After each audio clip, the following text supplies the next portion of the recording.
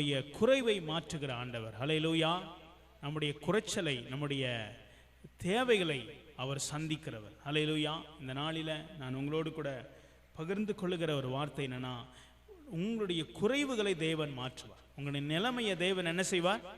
அவர் மாற்ற வல்லவராக. அப்படியே தேவன் விடமாட்டார். தன்னுடைய ஜனத்தை அவனுடைய குறைவிலேயே அவனை விட்டு விடுகிற தேவன் அல்ல, அவனுடைய சூழ்நிலையை மாற்றுகிற ஆண்டவர். ஹல்லேலூயா. கர்த்தருடைய ஒரு வசனத்தை நம்ம எடுத்து வாசிக்கலாம். பிலிப்பியர் 4ஆம் அதிகாரம் அதில் 19வது வசனத்தை வாசிக்கலாம்.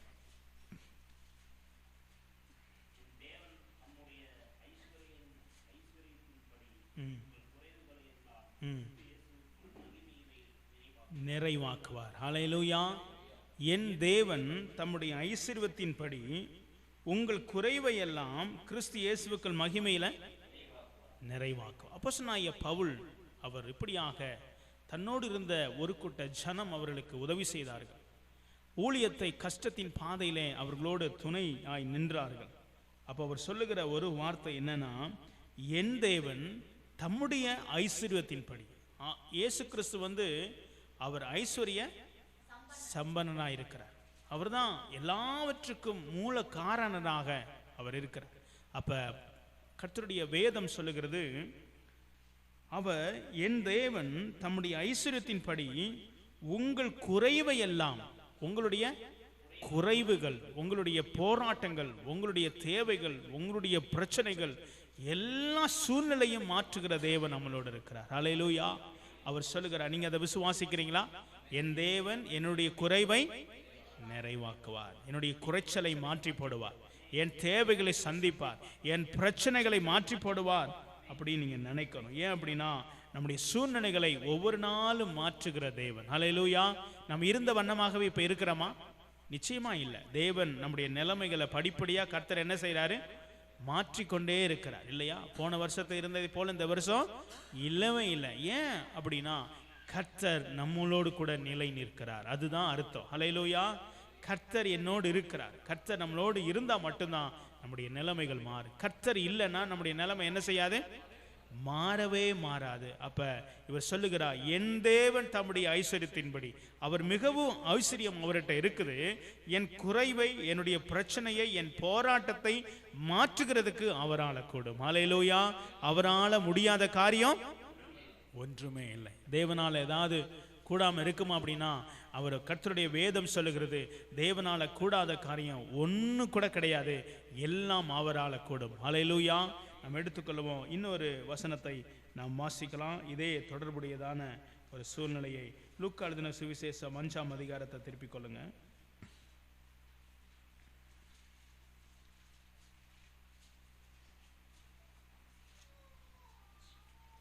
லூக்கா 5ஆம் அதிகாரத்தில் 5ஆம் வசனத்தை வாசிக்கிறீங்களா?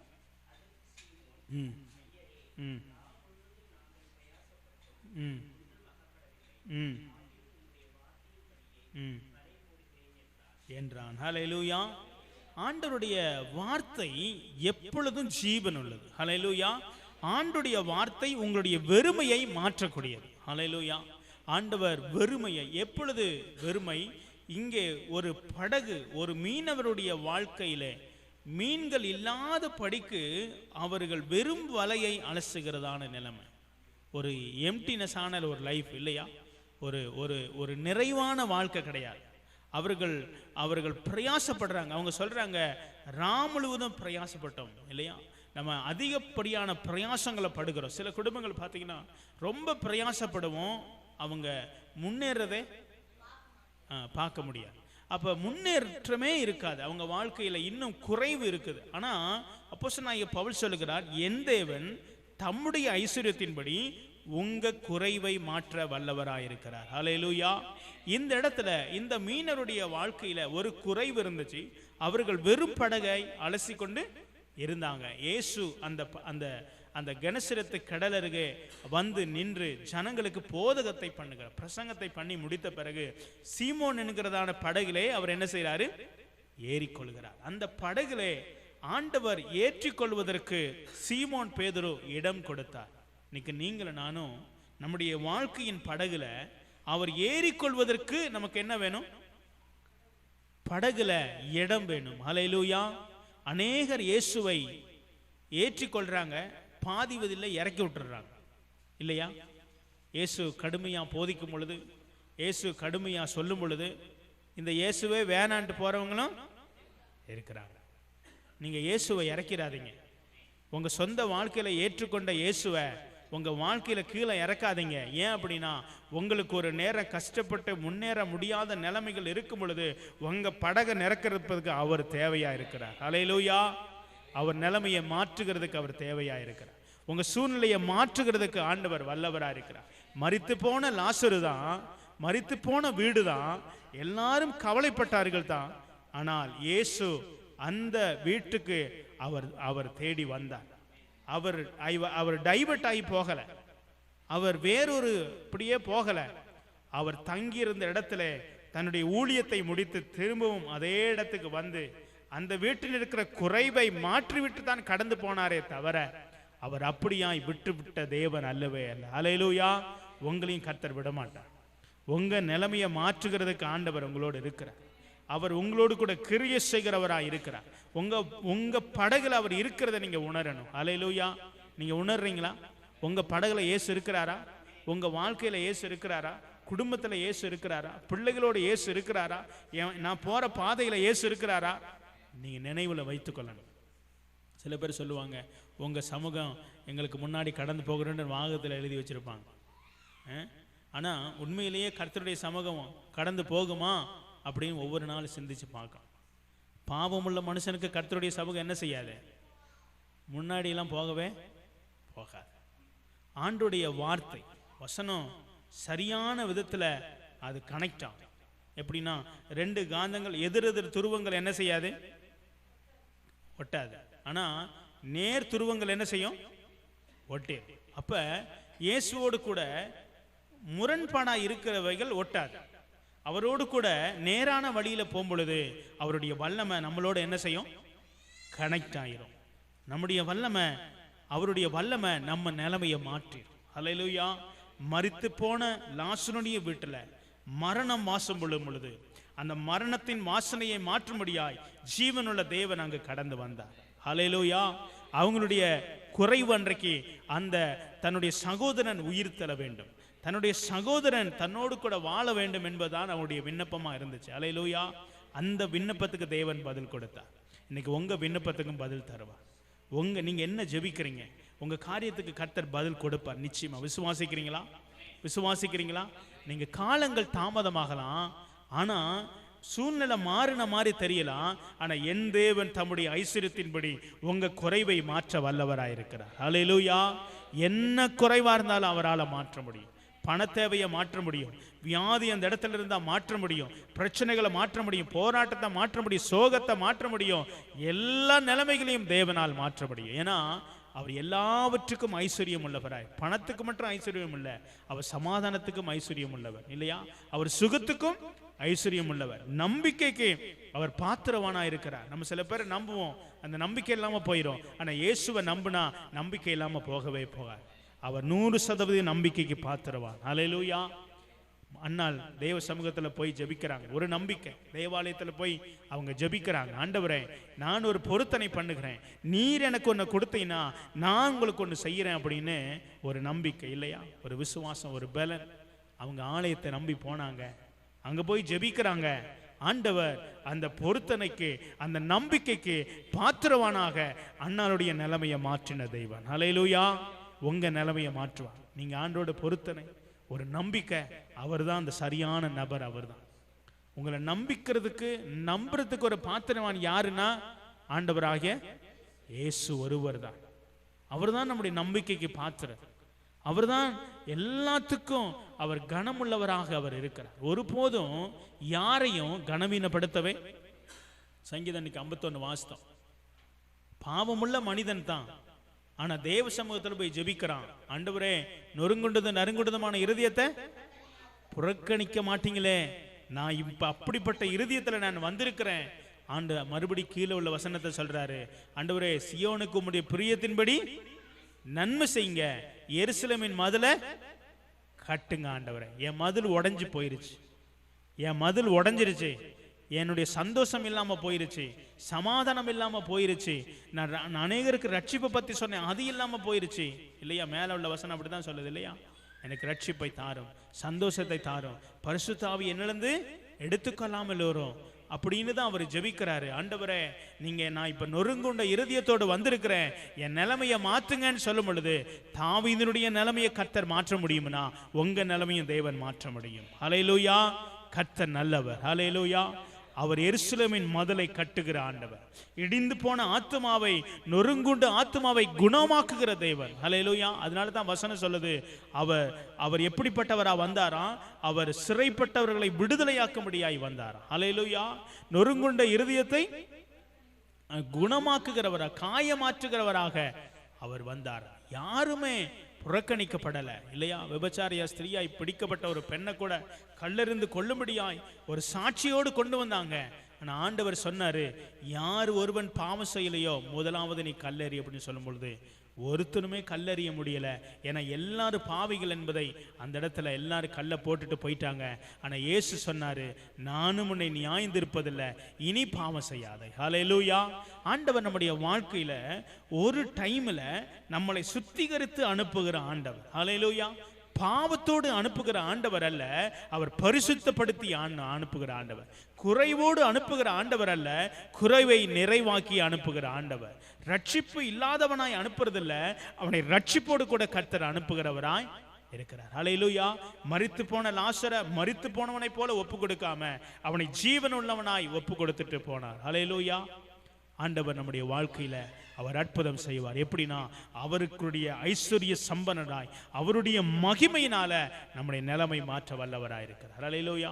இந்த பேதுனுடைய வாழ்க்கை, அவனோடு சேர்ந்த ஒரு கூட்ட ஜனத்தோட அங்கே படகு வெறும் காலியா இருக்கிறதை கண்டு இயேசு தன்னுடைய ஊழியத்தை முடிச்சுட்டு போயிட்டு வாரேன்னு சொல்லாம அந்த படகு வெறுமையா இருக்கிறதை கண்டு அந்த படகுல என்ன வார்த்தை சொல்றாரு?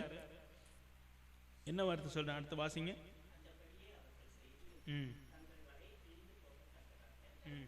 நாலாம் வசனம்.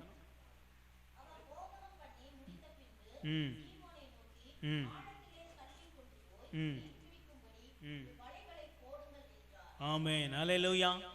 போதகம் பண்ணி முடிச்ச உடனே அடுத்த ஸ்டெப் என்ன செய்யறாரு? அவங்க நிலைமைய மாற்றுகிறதுக்கு தான அடுத்த பாதையை ஆண்டவர் மாத்துறார். ஹல்லேலூயா! இந்த ஆராதனையில வந்திருக்கிற உங்களை இந்த ஆராதனை முடிச்ச உடனே ஆண்டவர் அப்படியே திரும்பி போயிடாம நம்ம நிலைமையை மாற்றுவதற்கு அவர் கிரியை செய்ய வல்லமை உள்ள தேவனாயிருக்கிறார். ஹல்லேலூயா! அவர் போதகம் பண்ணி முடித்த பிறகு போயிட்டு வாரேன்னு சொல்லாம அவருடைய குறைவை காண்கிற தேவன், அவருடைய பிரச்சனையை காண்கிற தேவன், அந்த பிரச்சனைக்கு ஒரு முடிவை அந்த இடத்துல அவர் சொல்லுகிற ஒரு வழியை நான் பார்க்கிறோம். ஹல்லேலூயா! இந்த ஆராதனையில உங்களுக்கு ஒரு வழியை கர்த்தர் காமிப்பார், உங்களுடைய வாழ்க்கைக்கு ஒரு சூழ்நிலையை காமிப்பார். ஆராதனையில வந்துட்டு போய் ஜெபித்து எல்லாம் சரியா முடிச்ச பிறகு கர்த்தர் அப்படியே திரும்பி போகிறவர்கள் அல்ல, உங்க நிலைமையை மாற்றுகிற ஆண்டவர் உங்க நிலைமைக்கு ஒரு உத்தரவாதத்தை தருவா, உங்க வார்த்தைக்கு தேவன் ஒரு வார்த்தையை கட்டளையிடுவா, அது நிச்சயமா சூழ்நிலை மாறும். பாருங்க, இங்க முடித்து போன பிறகு அவங்க எல்லாமே ஆழத்துல தள்ளி கொண்டு போய் மீன் பிடிக்கும்படி உங்கள் வலைகளை போடுங்க. போதகம் பண்ணி முடிச்சுட்டு சொல்றாரு, இவர்கள் காலியான படகுல இருக்கிறாங்க. அவருக்கு தெரியும், நைட்டெல்லாம் மீன் பிடிச்சிட்டு வந்து மீன் இருக்குன்னு பார்த்தா வெறும் படகு வச்சுக்கிட்டு இருக்காங்களே எல்லாரும், இவங்களுக்கு என்ன செய்யறது? இயேசு பூமியில வாழ்ந்த பொழுது அவர் ஒருவரையும் அவர் வெறுமையாய் அனுப்பினதே இல்லை. ஹல்லேலூயா! இன்றைக்கும் வெறுமையாய் அனுப்பல, உங்களையும் கர்த்தர் வெறுமையாய் அனுப்ப மாட்டார். ஹல்லேலூயா! உங்க நிலைமைகள் மாறும், மாறிக்கொண்டே இருக்கிறது, நிச்சயமாய் மாறும். எப்பொழுது நம்முடைய நிலைமை மாறும்? எப்பொழுது நம்முடைய பிரச்சனை மாறும்? நீங்க பாத்தீங்கன்னா அவர் சொல்றாரு, வலை பிடிக்க ஆழத்துல கொஞ்சம் வலைய போடுங்கப்பா, மீன் உங்களுக்கு கிடைக்கும். ஆனா பேதுரு என்ன சொல்றாரு? நான் முழுவதும் நான் பிரயாசப்பட்டேன் ஆண்டவரே.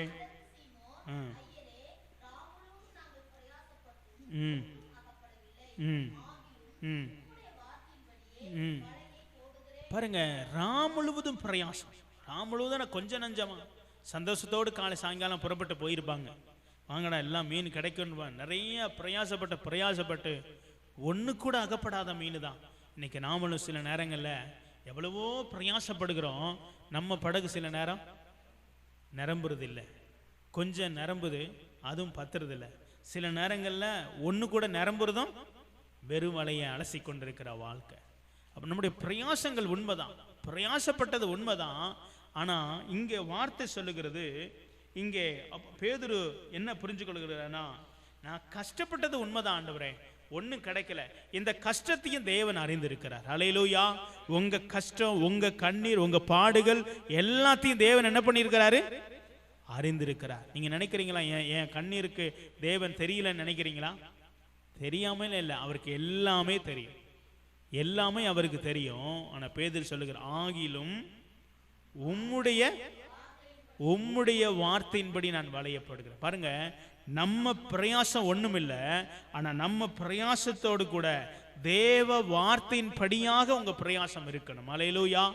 ஆண்டவர் என்ன சொன்னாரு, நம்ம ஒவ்வொன்றுக்கும் நம்ம ஜெபிக்கணும். ஆண்டவரே, ஆண்டவர்கிட்ட இருந்து பதில் வருதா? ஆண்டவர் பதில இல்லாம ஒரு காரியத்துல கை வைக்கவே கூடவே கூடாது. ஆண்டவர் ஆகிலும் உடைய வார்த்தையின்படி. அப்ப ஆண்டவர் என்ன சொல்றார்? ஒவ்வொருத்தருக்கும் ஒரே மாதிரி சொல்ல மாட்டார் இல்லையா? ஒவ்வொருத்தரையும் வித்தியாசமா சொல்லுவார். நீ இந்த காரியத்தை செய், நீ இந்த காரியத்தை செய், நீ இப்படி போ, அப்படி போ.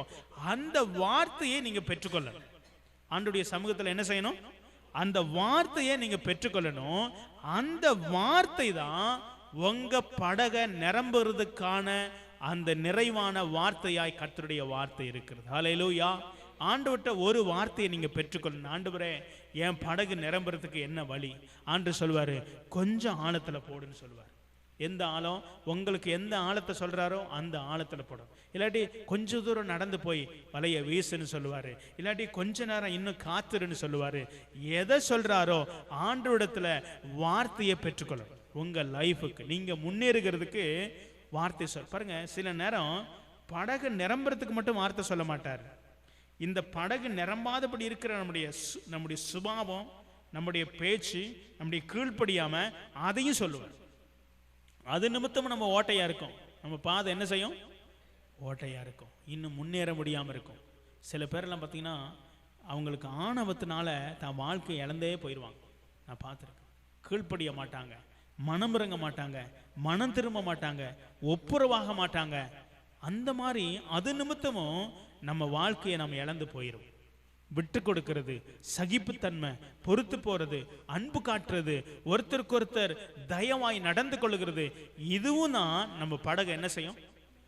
பாருங்க, பேதுரு சொல்றாரு, ஆண்டவரே கஷ்டப்பட்டுட்டு தான், ஆனா ஆகிலும் உடைய வார்த்தையின்படி, அந்த வார்த்தைக்கு இப்ப ஒத்து போகிறார். ஆண்டவரே, உம்முடைய வார்த்தையை நான் ஏற்றுக்கொள்கிறேன், நீங்க என்ன சொல்றீங்களோ அங்க நான் வளையப்படுகிறேன். ஆண்டவர் எங்க வளையப்பட சொன்னாரு? சற்று ஆழத்துல தான், நடுக்கடலுக்கு கூட்டிட்டு போகல. சற்று ஆழத்துல அங்க மீன் இருக்குமா? இருக்காது. ஆனா தேவன் அந்த இடத்துக்கு மீனை வர வைக்க அவரால் முடியும். அல்லேலூயா. உங்க படகை நிரம்புவதற்கு தேவையான வழிகளை அவர் கொண்டு வருவதற்கு அவரால் முடியும். அல்லேலூயா. நடுக்கடல் வரைக்கும் நீங்க போய் பிரயாசப்பட வேணாம், முழுவதும் போய் பிரயாசப்பட வேணாம். ஆண்டவர் வார்த்தை உங்களுக்குள்ள இருந்துச்சுன்னா கொஞ்சம் பக்கத்திலேயே உங்க படகை நிரம்ப வல்லவராக இருக்கிறார். கொஞ்ச தூரத்துல உங்க நிலைமையை மாற்ற வல்லவராகவே அவர் இருக்கிறார். ஆண்டுடைய கரத்துல நீங்க வார்த்தையை பெற்றுக்கொள்ளணும். ஆண்டவரே, என்னுடைய லைஃபை குறித்து என்ன, என் பிள்ளைய குறித்து என்ன, என் எதிர்காலத்தை குறித்து என்ன, ஆண்டவரத்துல வார்த்தையை நீங்க பெற்றுக்கொள்ளணும். அப்பொழுது தேவன் அந்த வார்த்தைக்கு கிரியை செய்ய வல்லமை உள்ள தேவனாக இருக்கிறார். வார்த்தையை பெற்றுக்கொள்ளாம படகு என்ன செய்யாது? நிரம்பாது. ஆனா உங்க படகை நிரப்பாம தேவன் போகவும் மாட்டார். ஹல்லேலூயா. உங்க நிலைமை ஏன் அப்படின்னா, அவர் உங்க படகுல போய் ஏறிக்கொண்டார். உங்க படகுல இயேசு என்ன செய்யறாரு?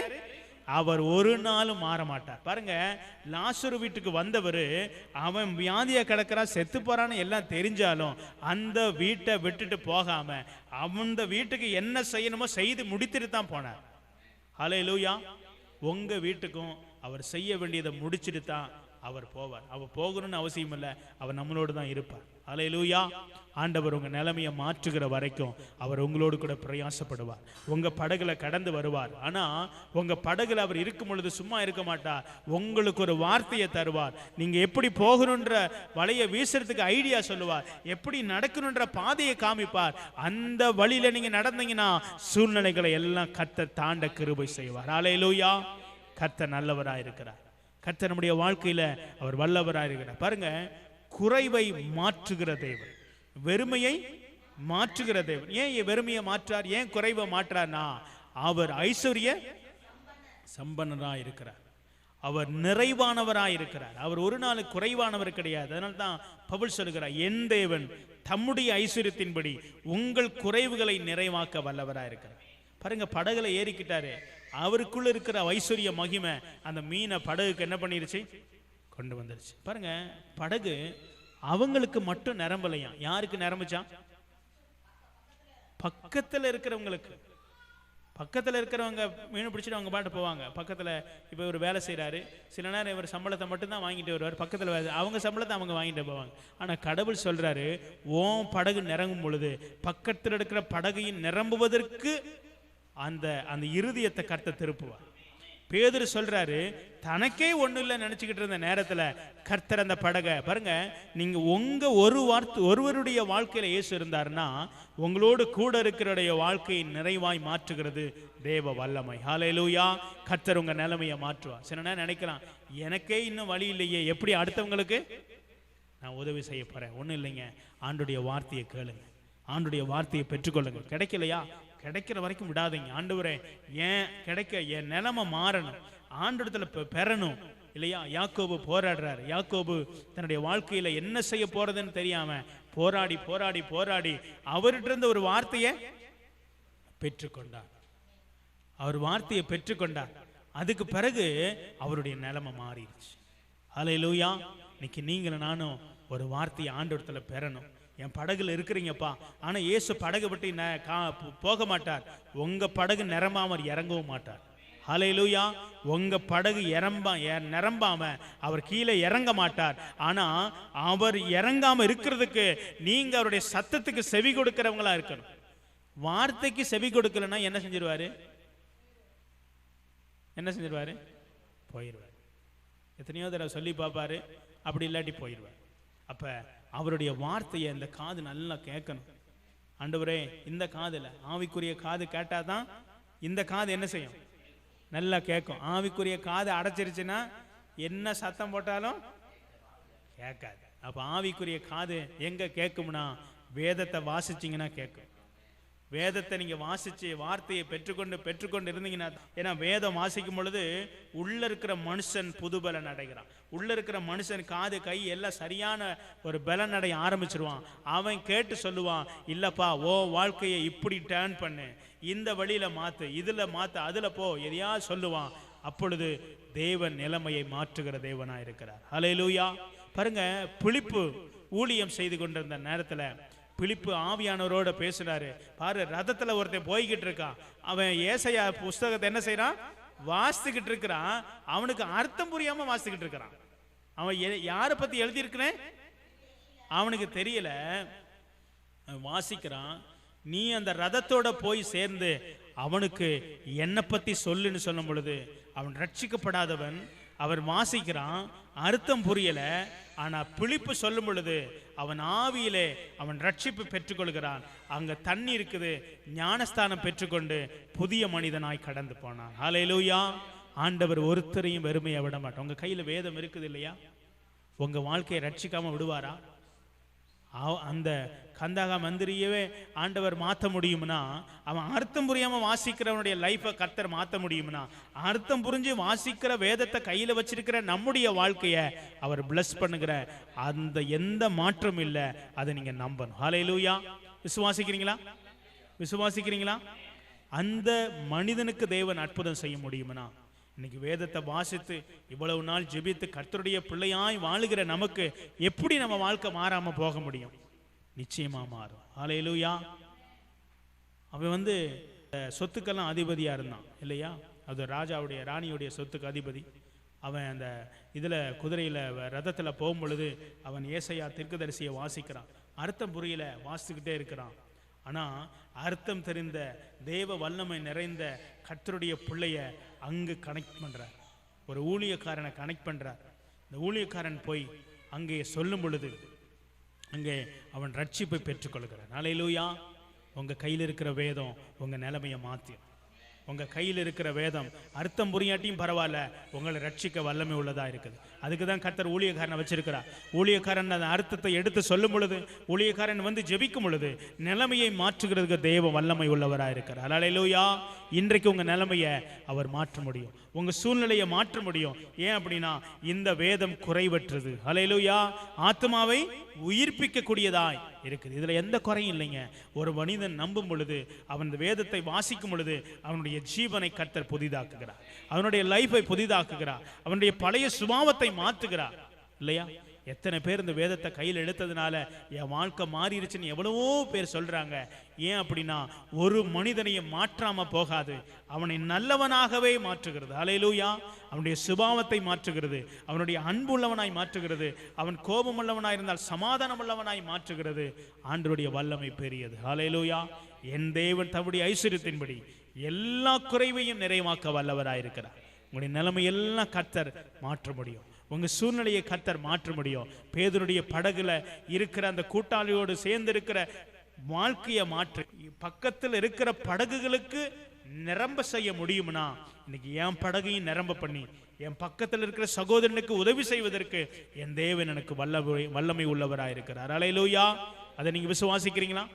நீங்க விசுவாசிக்கணும். ஆண்டவர் என்ன மாற்றுவார். ஆண்டவரே என் நிலைமை எப்போ மாறும் ஆண்டவரேன்னு கேட்க வேணாம். ஆண்டவரே என் நிலைமையை நீங்கள் மாற்றுவீங்க. பக்கத்தில் இருக்கிற படகுக்கு கண்டிப்பாக நான் என்ன செய்வேன்? நான் உதவி செய்வேன்.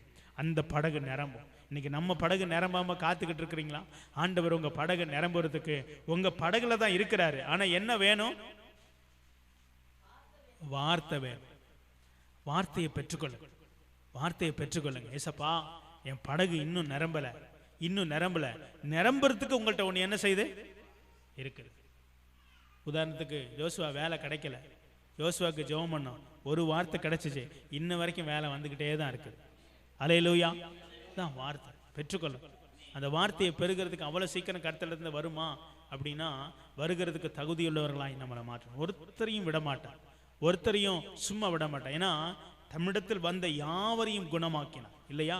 எல்லாருக்கும் விடுதலை கொடுத்தார், எல்லாத்துக்கும் சுகத்தை கொடுத்தார், எல்லாருக்கும் உணவை கொடுத்தார், எல்லாத்துக்கும் தன்னுடைய ராஜ்யத்தை குறித்த காரியங்களை சொல்லி கொடுத்தார். ஒருத்தரையும் கர்த்தர் சும்மா விடல, எல்லாரையும் பிளஸ் பண்ணி தான் அனுப்பினார். இன்றைக்கும் வருகிற எத்தனையோ கோடி ஜனங்களை ஆண்டவர் ஆசீர்வதித்து அனுப்புகிறார், உங்களையும் ஆசீர்வதித்து அனுப்புவார். அல்லேலூயா. இன்னொரு வசனத்தை கூட நம்ம வாசிக்கலாம். ஆண்டுடைய நாமம் மகிமைப்படுவதாக. அப்போஸ்தலருடைய நடபடிகளை திருப்பிக் கொள்வோம். அப்போஸ்தலருடைய நடபடிகள்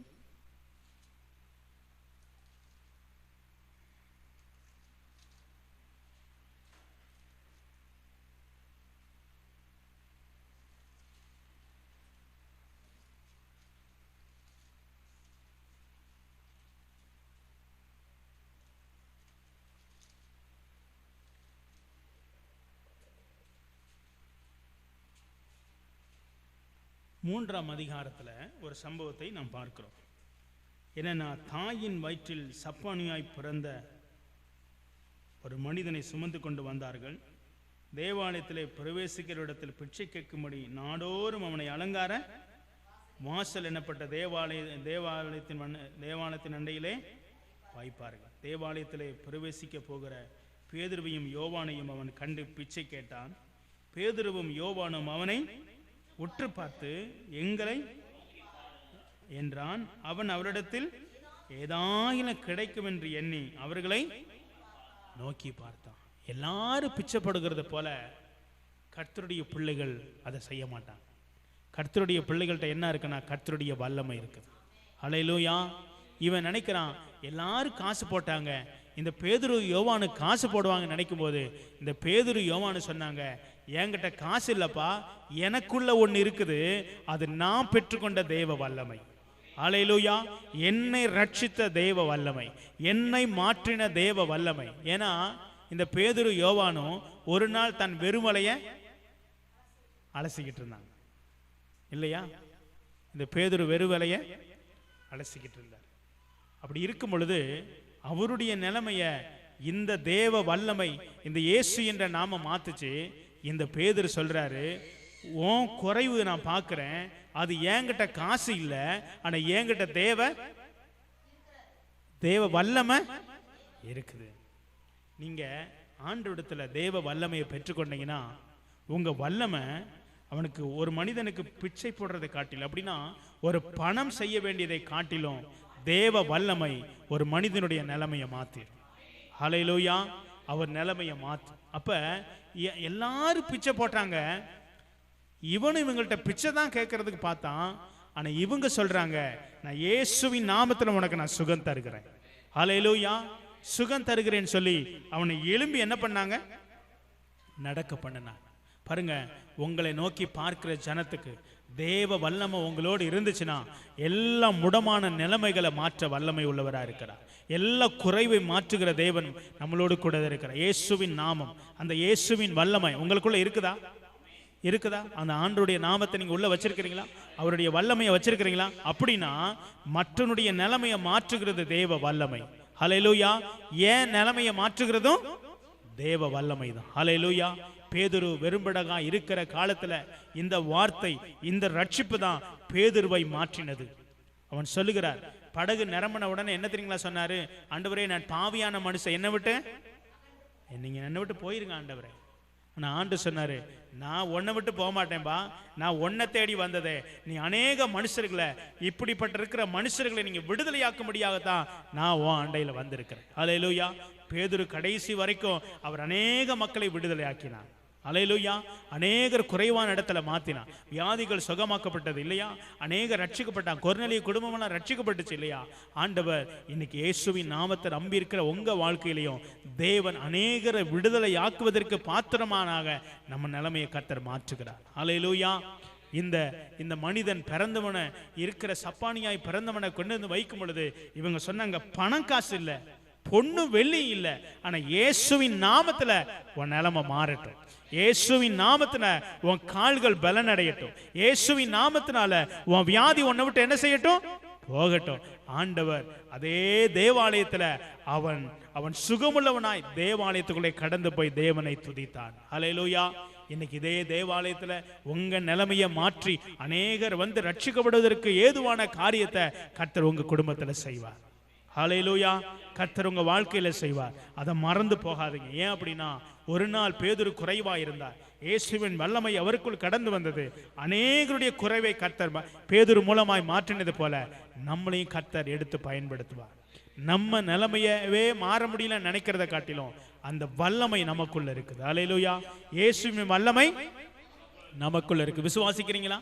இயேசுவின் வல்லமை, இயேசுவின் மகிமை நமக்குள்ள. அதனால தான் பவுல் சொல்றாரு அந்த சபையாரை பார்த்து, பாருங்கப்பா, எனக்கு குறைச்சல் இருக்குதான், எனக்கு பலவீனம் இருக்குதான், எனக்கு இருக்குது, நீங்க அதில் எனக்கு ஹெல்ப் பண்ணீங்க.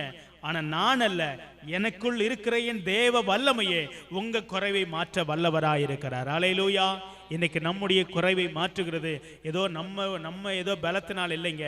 தேவ வல்லமை எனக்குள் இருக்கிறனால தான் என் நிலைமையை கர்த்தர் மாற்றிக்கொண்டே இருக்கிறார். உங்க நிலைமையை கர்த்தர் மாற்றிக்கொண்டிருக்கிறார். உங்க பிள்ளைகளுடைய நிலைமையை மாற்றிக்கொண்டிருக்கிறார். இன்னமும் அவர் மாற்ற வல்லவராய் இருக்கிறார். ஹல்லேலூயா. ஒரே ஒரு காரணம், இயேசுவின் வல்லமை உங்களுக்குள்ள இருக்கிறது. இயேசுவின் நாமத்தை தரித்து கொண்டிருக்கிற வாழ்க்கையில இயேசுவின் வல்லமை கிரியை செய்கிற அளவுக்கு நீங்க புது மனுஷனாய் மாறணும். இன்னும் நீங்க பலப்படணும், இன்னும் நீங்க தைரியப்படணும். எங்க பலப்பட்டாங்க? மேல் வீட்டறையிலே காத்திருந்தாங்க இல்லையா? அந்த காத்திருப்புதல் இல்லாம தேவ வல்லமைய பெற முடியாது. ஜெபம் இல்லாம தேவ அபிஷேகத்தை பெற முடியாது. இதெல்லாம் நடக்கணுமா இருந்தா ஜெபமும் வேத வாசிப்பும் தேவ வல்லமையை பெற்றுக்கொள்ளுங்க. அந்த வல்லமையை பெற்றுக்கொள்ளுகிறதுக்கும் ஆண்டவர்ட்ட இருந்து ஒரு வார்த்தை வந்துச்சு இல்லையா? மேல் வீட்டறையில போய் காத்திருங்க சொல்லிட்டு தான் போனார் இல்லையா? உங்களுக்கு சொல்லணும், போய் ஜெபம் பண்ணு மகனே, இப்படி ஜெபம் பண்ணு, அப்படி ஜெபம் பண்ணு. 21 நாள் 7 நாள் எதை சொல்றாரு பெற்றுக்கொள்ளுங்க. அது உங்க வாழ்க்கையின் மறுரூபத்தை கொண்டு வந்துடும். ஹல்லேலூயா. ஆண்டவர் உங்க நிலைமையை மாற்றி. ஒவ்வொரு வெள்ளிக்கிழமையும் இங்க உபவாச ஜெபம் நடக்குது. இருந்தீங்கன்னா வந்து கலந்து கொள்ளுங்க. ஆண்டவர் உங்க வாழ்க்கையை மாற்ற வல்லவராய் இருக்கிறார். ஹல்லேலூயா. அந்த தேவ சமூகத்துல தான் தேவ வல்லமையை பெற முடியும். சும்மா தேவ வல்லமையை பெற முடியாது. காத்திருக்கிற ஒரு இடத்துல வரும் பொழுதுதான், காத்திருக்கும் பொழுதுதான் அபிஷேகத்தை என்ன செய்ய முடியும்? பெற முடியும். அது தேவ ஆலயம், தேவ சமூகம். அந்த இடத்துல நீங்கள் தேவ ஆலயத்துல வந்து ஜெபிக்கும் பொழுது தேவ வல்லமையை பெற்றுக்கொள்ளுங்க. குறைவை மாற்றுகிறதான நம்முடைய ஆண்டவர். சூழ்நிலைகளை அவர் நிச்சயமாய் மாற்ற அவரால் முடியும். இன்னொரு காரியத்தை கூட நான் உங்களுக்கு சொல்லுகிறேன். யோவான் 2ஆம் அதிகாரத்தை எடுத்துக்கொள்வோம். இங்கே ஒரு கல்யாண விருந்தை பற்றி கல்யாண வீட்டுக்கு அழைக்கப்பட்டிருக்கிற ஒரு சம்பவத்தை பார்க்கிறோம். இயேசு அந்த கல்யாண வீட்டுக்கு அழைக்கப்பட்டிருந்தார்.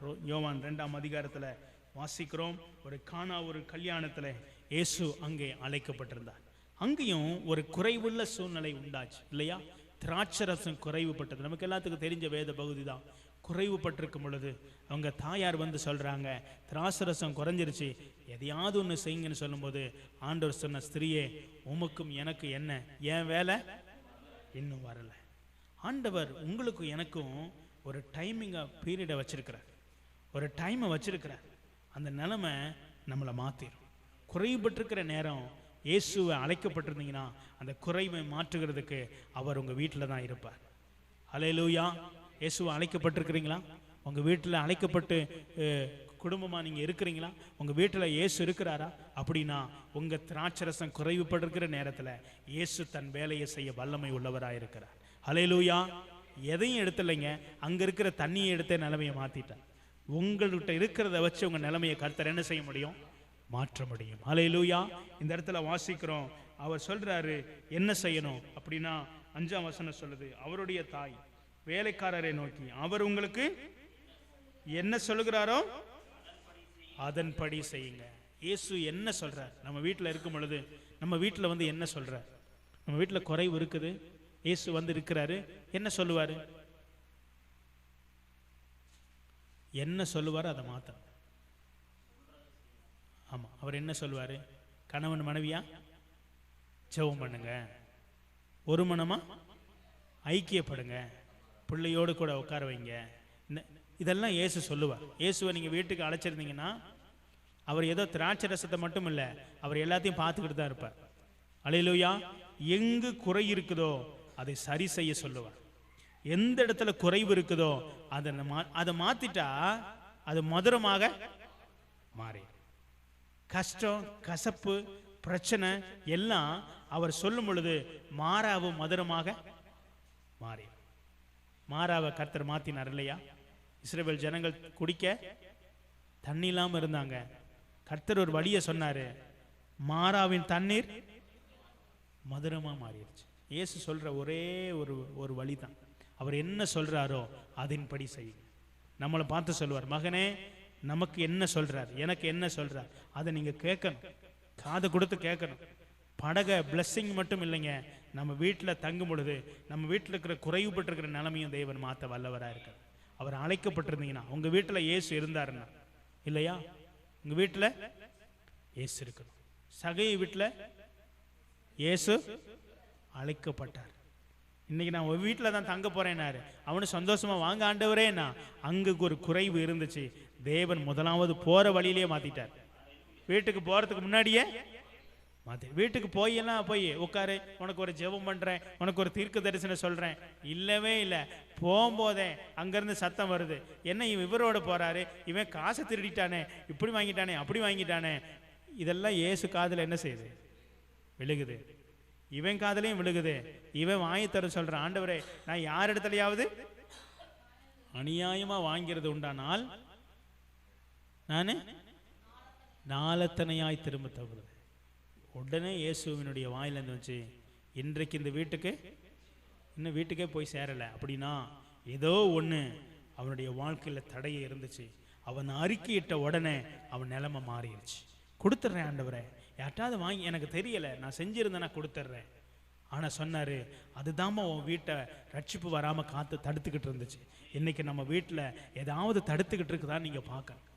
என்ன தடுத்துக்கிட்டு இருக்குது? சில நேரங்களில் உங்களுடைய ஜெபம் உங்கள் வீட்டுக்கு ஆசீர்வாதம் வராமல் நீங்கள் ஜெபம் பண்ணாமல் இருந்தீங்கன்னா அதை தடுத்துக்கிட்டு இருக்கும். நீங்கள் வேதம் வாசிக்காமல் இருந்தீங்கன்னா, அந்த வீட்டில் வேத வாசிப்பு இல்லைன்னா தேவ வல்லமை சரியாக வேலை செய்யாது. ஏன்னா கர்த்தருடைய ராஜ்யம் வார்த்தையில் தான் இருக்குது. கர்த்தருடைய ராஜ்யம் வார்த்தையில் தான் இருக்குது. இயேசுவும் வார்த்தையாக தான் இருக்கிறார். அந்த காரியம் நமக்குள்ளே நடக்கும். நம்ம வீட்டுக்குள்ளே ரட்சிப்பு வரணும் அப்படின்னா அந்த காரியமெல்லாம் நடக்கும். ஆண்டவரே எனக்குள்ள என்ன தடை இருக்குது, என் குடும்பத்தில் என்ன தடை இருக்குது, ஆண்டுடைய வார்த்தை சொல்லுகிறது. அவர் என்ன சொல்லுகிறாரோ அதன்படி செய்யுங்க. அங்கே ஒன்றும் பெருசாக ஒன்றும் சொல்லவே இல்லை. அங்கே இருக்கிற தண்ணியை தூக்கிட்டு வந்து இந்த கச்சாடியில் நிரப்புங்கப்பா. நிரப்புன தண்ணியை தூக்கிட்டு போய் பந்தி விசாரிப்புக்காரன்ட்ட போய் கொடுத்து ஊத்துங்கப்பா, அவ்வளவுதான். ஆனா யாரும் ஒரு கேள்வியுமே கேட்கல. இந்த தண்ணியை ஊத்துனா எப்படி திராட்சை ரசம் என்னாண்டவரே அப்படின்னு யாருமே கேட்கல. இயேசு ஒரு வழி சொன்னார்னா அதுக்கு இமீடியட்டா ஒபே பண்ணுங்க.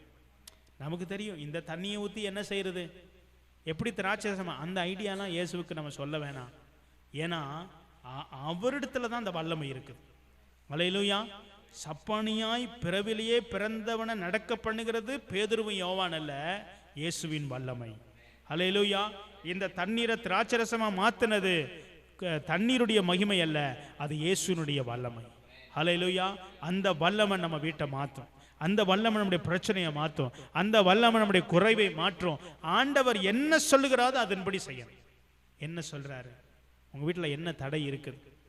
சில நேரங்களில் ஆண்டுடைய இருதயத்தை ஒப்பு கொடுக்குற கணவன் மனைவியா, அது ஒரு தடையா இருக்கும். பிசாசு கணவன் மனைவியா சேர்ந்து ஜெபிக்க விடவே, பிள்ளைகளோடு சேர்ந்து ஜெபிக்க விடவே மாட்டான். ஆனால் ஆண்டு சொன்னார்னா நான் அதுக்கு ஒபே பண்ணணும். யாருக்கு முடியலையோ ஆண்டோடுக்கு கீழ்ப்படிஞ்சு நம்ம ஜெபிக்கணும். கர்த்தருடைய கரத்தில் நம்மளை ஒப்பு கொடுக்கணும். ஆண்டவரே நீர் என்னை நடத்தும் ஆண்டவரே. ஆண்டவருக்காக ஜெபிக்கணும், ஊழியம் செய்யணும். ஊழியத்துக்காக நீங்கள் வேலைக்கு மட்டும் நீங்கள் ஓடாமல் ஊழியத்துக்கும் ஒரு நேரத்தை நீங்கள் என்ன செய்யணும், ஒதுக்கணும். நீங்கள் ஜெபிக்கிறதுக்கு ஒரு நேரத்தை ஒதுக்கணும், உபவாசிக்கிறதுக்கு ஒரு நேரத்தை ஒதுக்கணும். நீங்கள் வேலை செஞ்சதில் 10ல் 1 பங்கை கர்த்தருக்கு கொடுக்கறதுலையும் ஒதுக்கணும். சில நேரங்களில் பிசாசு அதை விடமாட்டான். ஏன் அப்படின்னா ஆண்டவர் சொன்னார், நீ கொடுத்தீங்கன்னா இடங்கொல்லாம் போக மட்டும் ஆசீர்வதிக்கிறவர். நீங்கள் கொடுக்காமல் இருந்தீங்கன்னா அந்த பணம், கர்த்தருடைய பணம் வீட்டில் இருக்கக்கூடாது. ஆண்டவர் உங்களுக்கு கொடுத்ததில் கொஞ்சம் 9 உங்களுக்குரியது 1 தான். 10 ரூபாயில் 9 ரூபா உங்களுக்கு 1 ரூபா கர்த்தருக்கு கொடுக்கும் பொழுது இந்த ஊழியம், கர்த்தருடைய ஊழியமும் விரிவாக்கப்படும் இல்லையா? நானும் விதைக்கிறேன், எனக்கு கர்த்தர் கொடுக்கறதுல நான் விதைக்கிறேன். உங்களை மட்டும் விதைக்க சொல்லாமல், ஏன்னா நீங்களும் கடவுளுக்கு தான், நானும் கடவுளுக்கு தான். அது தேவ ராஜ்யத்துக்கு தான் போகுது. அதனால ஆண்டுடைய கரத்தில் ஜெபத்தை விதைங்க, உபவாசத்தில் விதைங்க, ஒரு மனத்தை குடும்பமாக இருந்து நீங்கள் ஆண்டுடைய சமூகத்துக்கு கடந்து வாங்க. இதெல்லாம் நம்முடைய நிலைமையை மாற்றக்கூடியது. ஒன்று அவரிடத்துல மகிமை இருக்குது. என் குறைவை மாற்றுகிற மகிமை அவரிடத்துல இருக்குது. என் குறைவை மாற்றுகிறதுக்கு நான் என்ன செய்ய வேண்டும்? என் குறைவை மாற்றுகிறதுக்கு இப்போ எத்தனை காரியம் நம்ம பார்த்துட்டோம் இல்லையா? அதில் தேவனிடத்தில் ஒப்புரவாகணும், தேவன் சொல்றதை கேட்கணும், அவர் சொல்லுகிற வார்த்தையை நம்ம போட பார்க்கணும். ஆண்டவர் என்ன சொல்றாரோ அதை அப்படியே நம்ம செய்ய பார்க்கணும். அப்படி இருக்கும் பொழுது என் தேவன் தம்முடைய ஐஸ்வர்யத்தின்படி நம்முடைய குறைவை எல்லாம் கிறிஸ்துவுக்குள் மகிமையில நிறைவாக்குவார். அவருடைய மகிமை தான் அதை பூரணப்படுத்தும். அது நிறைவாய் மாற்றுகிறது கர்த்தருடைய வல்லமை. கண்களை மூடி ஆண்டோடைய கரத்தில் நம்மளை ஒப்பு கொடுப்போம். பரிசுத்த ஆவியானவரே, நீர் என்னை நடத்துங்கப்பா. எல்லாம் ஒப்பு கொடுக்குறீங்களா? அவருடைய மகிமை நம்மளை மாற்றணும். அவருடைய மகிமை நம்முடைய ஐஸ்வர்ய சம்பன்னனாய் அவர் இருக்கிறார். அவர் யாரையும் கீழே விடுகிறதில்ல, கர்த்தரியமடைய செய்கல. அவர் ஆசீர்வதிக்கிற ஆண்டவர். ஆபிரகாமை பார்த்து சொன்னார், ஆபிரகாமே நான் உன்னை ஆசீர்வதிப்பேன், உன் சந்ததியை பெருக பண்ணுவேன். அதை கர்த்தர் இன்னைக்கும் செய்து கொண்டுதான் இருக்கிறார். கர்த்தருடைய ஜனம் ஒரு நாளும் ஆசீர்வாதம் இல்லாமல் போவது கிடையாது, பலவீனப்பட்டு போவது கிடையாது, வியாதிப்பட்டு மரித்து போவது கிடையாது. ஏதோ ஒன்றும் அவர் வெறுமையான படகை விட்டு விடுகிறதும் கிடையாது.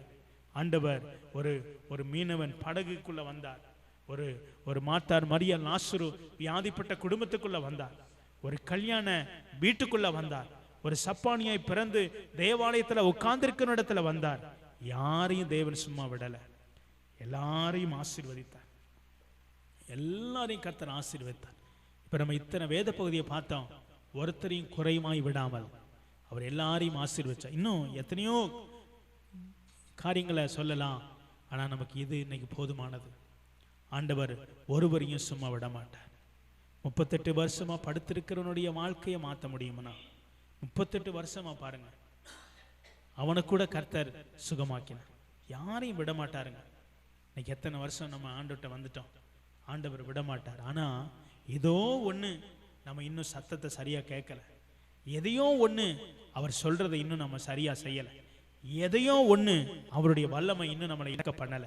அதை நம்ம பெற்றுக்கொள்ளணும். நம்ம நிலைமை மாறுகிறதுக்கு ஆண்டவரிடத்தில் ஒப்புரவாகிறதுக்கு நம்முடைய இருதயத்தை மனம் திரும்புவோம். கர்த்தர் பெரிய காரியங்களை செய்ய வல்லவராக இருக்கிறார். குந்தி குந்தி நடந்த வாழ்க்கையை மாற்றுவார். உங்க பிரச்சனையை மாற்றுவார். ஆண்டவர் சூழ்நிலையை மாற்றுகிற தேவன். ஆண்டவரிடத்தில் அர்ப்பணிக்கிறீங்களா? அர்ப்பணித்து செவிங்க. ஆண்டவரே, எத்தனையோ முறை விழுந்துட்டப்பா, எவ்வளவோ முறை பிரயாசப்பட்டுட்டப்பா, ஆகிலும் எனக்கு ஒன்றும் கிடைக்கல, ஆகிலும் எனக்கு ஒன்றும் கிடைக்கல. முழுவதும் பிரயாசப்படுறேன், இரவு முழுவதும் பிரயாசப்படுகிறேன், ஹார்ட் ஒர்க் பண்ணுகிறேன்ப்பா, இன்னும் நான் முன்னேற்றத்துக்கு வரவே முடியலைன்னு நினைக்கிறீங்களா? ஆண்டவர் சொல்றாரு, மகளே மகளே, சற்று ஆழம்தான், இன்னும் கொஞ்ச தூரத்துல தான் நிற்கிற. ஆனால் உன் வார்த்தையின்படி, என் வார்த்தையை லிசன் பண்ணு, என் வார்த்தைக்கு ஒபே பண்ணு, என் வார்த்தை என்னன்னு கேளு, அதில் உன் வலையை போடு. ரொம்ப தூரம் போவேனா, கொஞ்சம் ஆழம்தான். கொஞ்சம் ஆழத்துல உன் படகு நிரம்பும். கொஞ்சம் ஆழத்துல உன் சூழ்நிலை மாறும். இன்னைக்கு கர்த்தர்களை மாற்ற வல்லவராயிருக்கிறார். ஆண்டோடைய கரத்துல ஒப்பு கொடுத்து ஜெபிக்கிறீங்களா? பரிசுத்த நல்ல ஆண்டவரே, இந்த வேலைக்காக உமக்கு நன்றி செலுத்துகிறேன். உம்முடைய பிள்ளைகளை ஆசீர்வதியும் தகப்பனே. ஆண்டவரே, என் தேவன் ஐஸ்வரியத்தின்படி எங்கள் குறைகளை எல்லாம் கிறிஸ்து இயேசுக்குள் மகிமையிலே நிறைவாக்குகிறவர் என்று நாங்கள் பார்க்கிறோமே. ஆண்டவரே, அந்த வார்த்தையின் பிரகாரம் ஆண்டவரே, ஒரு பேதுருடைய வாழ்க்கையினுடைய நிலைமையை மாற்ற முடியும்னா, ஒரு கானாவூர் கல்யாணத்தில் இருக்கிற நிலைமையை மாற்ற முடியும்னா, ஒரு தேவாலயத்தில் பிச்சை கேட்கிறோடைய நிலைமையை மாற்ற முடியும்னா, ஆண்டவரே, ஒரு லாசருடைய வாழ்க்கையை மாற்ற முடியும்னா, எனக்கு எங்க வாழ்க்கையை நீங்க மாற்ற முடியும். ஆண்டவரே, நீங்க எங்க வாழ்க்கையில பெரிய காரியங்களை செய்கிற தகப்பனப்பா. இந்த நாளில உம்முடைய பிள்ளைகளுடைய வாழ்க்கையில் இருக்கிற எல்லா நிலைமைகளும் இயேசுவின் நாமத்தில் மாறுவதாக. சூழ்நிலைகள் மாறட்டும், படகு நிரம்பட்டும், மரணத்தின் கிரியைகள் அகன்று போகட்டும், சப்பானியா இருக்கிற நிலைமைகள் மாறட்டும், குறைச்சலாய் காணப்படுகிறவைகள் திராட்சரசமாய் மதுரமாய் மாறட்டும் என்று சொல்லி நான் ஜெபிக்கிறப்பா.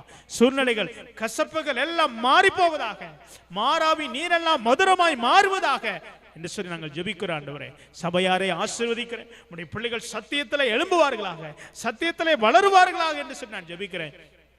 உம்முடைய நாமத்தை மகிமைப்படுத்துங்க, போதுமானவராயிருங்க. ஆண்டவரே, இந்த நாளில் எங்களோடு இடைப்பட்ட வார்த்தைக்காக நன்றி செலுத்துகிறேன். எல்லா துதிகன மகிமை நாங்கள் உமக்கு செலுத்துகிறோம். இது மகிமைப்படுவீராக. இயேசுவின் மூலம் ஜெபிக்கிறோம் நல்ல தகப்பனே. ஆமென், ஆமென், ஆமென்.